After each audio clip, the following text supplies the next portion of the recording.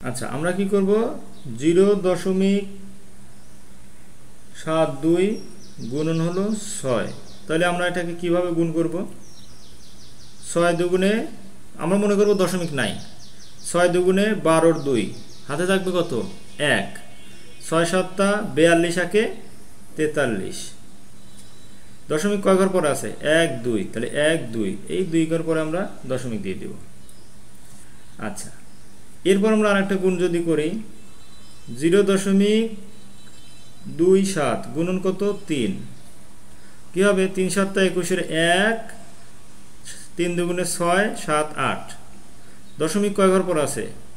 1 2 তাহলে এখানে আমরা দশমিক দিয়ে দেব 1 2 ঘর পরে দশমিক 0.81 এটাই আমাদের 0.81 এটাই আমাদের রেজাল্ট তাহলে আমরা কি 0.72 ইনটু 6 আর এখানে কি করলাম 0.27 ইনটু 3 সেভাবে কিন্তু আমরা খুব সহজেই দশমিকের গুণগুলো করতে পারি।